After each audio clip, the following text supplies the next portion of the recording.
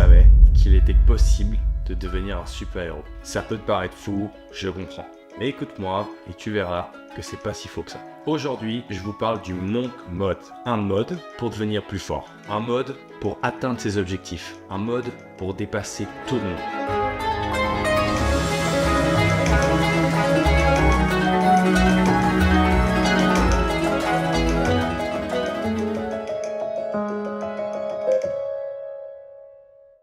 Le Monk Mode, c'est le mode des moines. Ça peut sembler un peu bizarre, pourtant c'est assez logique. Les moines, la plupart du temps, ce sont des personnes qui vivent assez reculées du reste de la population, souvent en montagne ou alors dans des endroits vraiment loin du reste de la société. Et on les reconnaît souvent pour être très reclus et tout simplement coupés de la plupart des distractions du monde. Bien que ce soit la plupart du temps à des fins spirituelles, les moines arrivent à concentrer la presque totalité de leur énergie dans une seule action, dans ce cas la prière, mais ils arrivent à la concentrer et c'est ça qui est intéressant. Et c'est pour ça que plusieurs personnes au fur et à mesure des années, plusieurs entrepreneurs, plusieurs personnes voulant atteindre des objectifs incroyables, se sont inspirés de ce mode de vie-là pour créer le Monk Mode, une manière de vivre qui vous permet d'atteindre vos objectifs et en quelque sorte de devenir un super-héros. Le principe, que ce soit chez les moines ou chez les entrepreneurs ou chez n'importe quelle personne,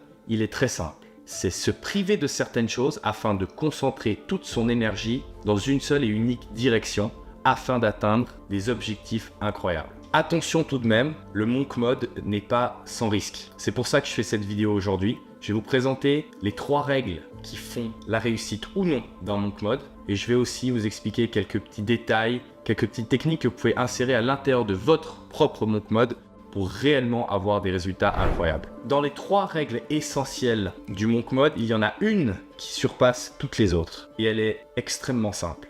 C'est tout simplement de ne jamais abandonner en cours de route. Lorsque vous décidez de commencer à faire un Monk Mode, vous devez le terminer. Que ce soit pour votre estime personnelle ou pour les résultats que vous auriez pu avoir, c'est essentiel de fixer potentiellement une limite plus petite à la durée de votre Monk Mode, mais de la respecter coûte que coûte. La deuxième règle très importante du Monk Mode est tout simplement de se fixer au minimum 3 habitudes, et 3 habitudes bien spéciales. La première est de pratiquer le sport. Je vous conseillerais de faire de la musculation, même si ça reste assez en fonction de vous. La musculation va vous permettre de faire un premier progrès, que ce soit dans votre masse musculaire ou dans l'état de votre santé, mais elle va également vous permettre d'avoir la force mentale pour tenir tout au long du Monk Mode et avoir donc de meilleurs résultats. La deuxième habitude extrêmement importante à insérer dans le Monk Mode de chacun, c'est tout simplement de faire des sessions de deep work. Deep work, cela peut être, si vous êtes un businessman comme moi, du travail intensif durant une période de la journée. Mais ça peut également être, si vous faites un Monk Mode par exemple en tant que sportif, de faire des entraînements intensifs et non coupés durant la journée. Le deep work, même si ça peut paraître un mot assez barbare et spécial à première vue, c'est tout simplement le fait de travailler intensément, sans distraction et sur les choses les plus importantes pendant une durée plus ou moins longue. Pour certaines personnes, ce sera 1 heure, pour d'autres, ce sera 2 heures, 3, même 4 heures. Après, je ne vous conseille pas de dépasser les 4 heures parce que ça risque d'être vraiment compliqué de le tenir, mais l'important, c'est de le faire. Le deep work vous permettra entre autres d'atteindre vos objectifs et de le faire d'une plus grande manière, mais il vous permettra surtout de le faire plus facilement. Autant spécial que cela peut paraître, se concentrer sur une seule tâche vous aidera grandement à la réussir. La troisième habitude ou contrainte à instaurer absolument dans son Monk Mode, c'est tout simplement la méditation.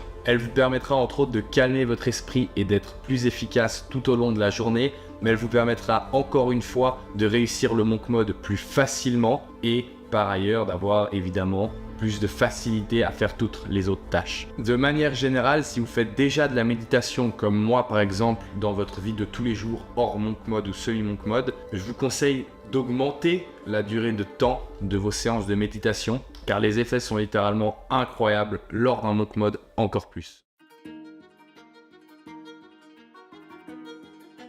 Je vais maintenant vous parler des autres habitudes que l'on peut mettre dans un Monk Mode. Elles ne sont pas essentielles à un Monk Mode, mais elles restent très importantes et je vous conseille d'en instaurer le maximum. Attention à cette liste car il faut réellement adapter le monk mode à ses besoins, à la personne que vous êtes, parce que si vous faites tout simplement ce que moi je fais, ça ne va pas marcher autant bien pour vous car on n'est pas la même personne et on n'a sûrement pas les mêmes objectifs. La première habitude secondaire à instaurer dans un monk mode, c'est tout simplement la lecture.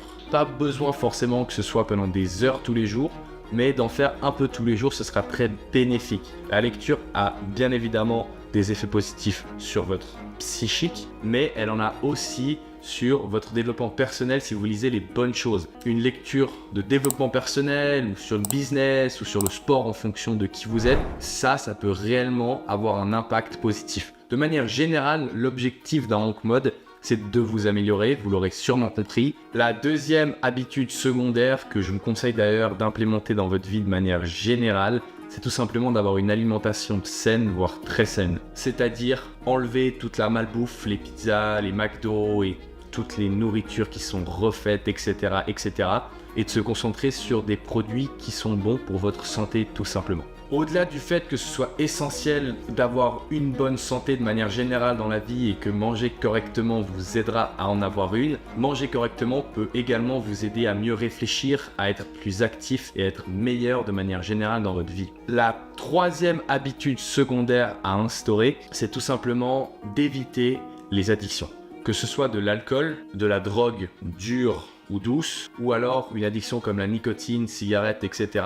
Il faut tout simplement les dégager de votre vie. L'objectif du monk mode est d'être dans un état de flow et de continuel avancement. Le fait d'avoir des distractions comme l'alcool, la drogue ou la nicotine, ça vous fera tout simplement avoir plus d'échecs et être moins consistant. Évidemment, cela peut être très difficile à réaliser pour certains, c'est pour ça que je l'ai mis dans les habitudes secondaires. Cependant, si vous vous sentez capable, je vous conseille fortement de le faire. La quatrième habitude secondaire est de supprimer la plupart ou la totalité des sorties. Par là, j'entends aller vous amuser avec vos potes le soir, aller les regarder un film, aller au cinéma, aller boire des verres, etc., etc., etc. Le but, comme j'ai pu l'expliquer au point précédent, c'est d'être dans un état de flow, d'être dans un continuel momentum vers l'amélioration. Et chacune de ces distractions vont vous tirer de cet objectif. Évidemment, je ne suis pas en train de vous dire de ne plus jamais parler à personne. Mais durant un monk mode, l'objectif, comme les moines, c'est de se retirer de toutes ces distractions. Les moines ne redescendent pas dans la plaine pour s'amuser avec leurs potes pendant leur retraite. Non, ils restent là-haut et ils concentrent leur énergie sur un seul objectif. Et la cinquième habitude secondaire qui peut avoir des résultats incroyables si vous la faites correctement, c'est tout simplement de faire une chose qui vous fait peur tous les jours. Attention, je vous vois venir, pas n'importe quelle chose qui vous fait peur. Par exemple, aller vous battre avec un tigre, ça vous fait peur pour une bonne raison. Par contre, allez parler à quelqu'un de votre idée de business, allez parler à une fille, osez aller discuter avec cette personne qui vous intéresse dans votre salle de sport ou n'importe où d'autre. Ça par contre, ça peut vous apporter des choses exceptionnelles dans votre vie. C'est pour ça que ça peut être une habitude pour s'améliorer. Évidemment, il y a beaucoup d'autres habitudes secondaires que vous pouvez instaurer, comme les douches froides, les affirmations positives, etc., etc. Cependant, je ne vais pas toutes vous les lister, sinon cette vidéo durera des heures. Je vous laisse vous faire vos recherches et ajouter ou supprimer en fonction de vous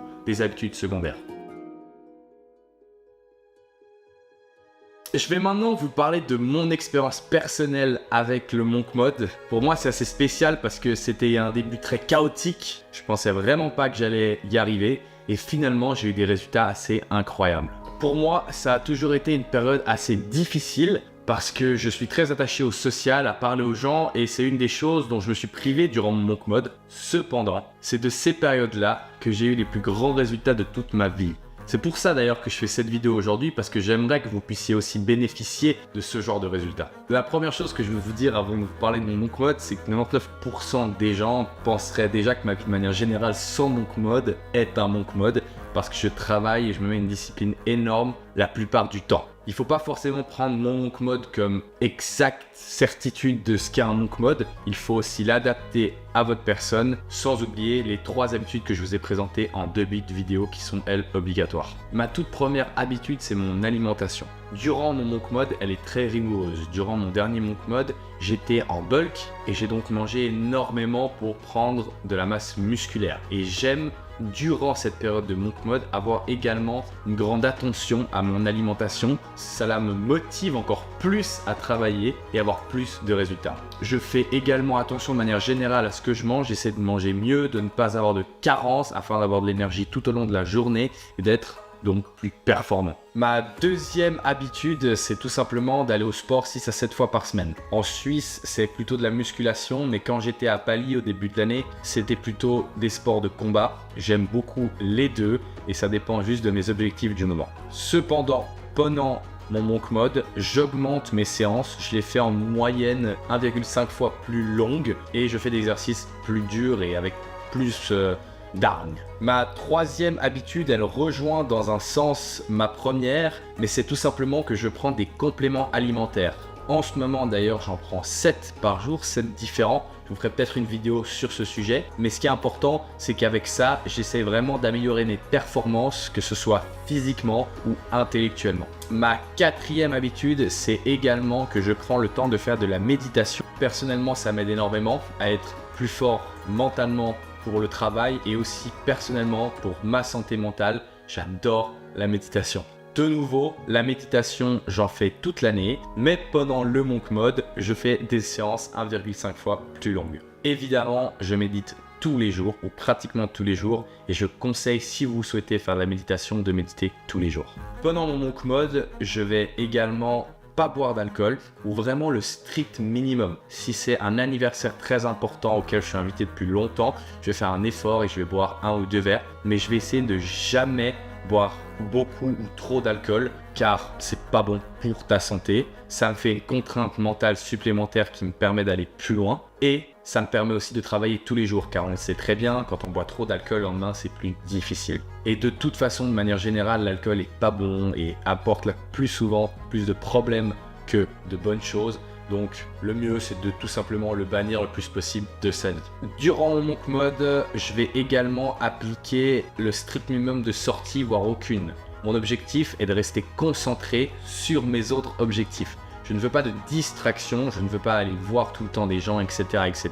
Ce qui fait que j'essaye de réduire n'importe quelle interaction au minimum. Même si dans mes différentes activités c'est très compliqué, j'essaye de le faire le mieux possible. Évidemment, je fais du deep work pendant mon monk mode, même si je pense que je travaille de manière générale pas beaucoup plus, peut-être un peu, mais pas beaucoup plus durant mon monk mode que de manière générale. Cependant, j'enlève la plupart des distractions que je fais de manière générale, c'est-à-dire tout ce qui est du Instagram, du TikTok, du Netflix, du YouTube qui me sert à rien. La plupart du temps, j'essaye de le dégager de ma vie en temps de monk mode pour vraiment avoir une concentration maximale. Je vais également passer toujours du temps libre, mais je vais le faire de la bonne manière, c'est-à-dire en lisant un livre de développement personnel, ou en ayant fait du sport, en ayant baladé, plein de choses, mais pas de la perte de temps sur les réseaux sociaux ou sur d'autres applications du genre. Et finalement, je fais également plusieurs marches toutes les semaines où je vais tout simplement aller me balader autour de chez moi ou dans la forêt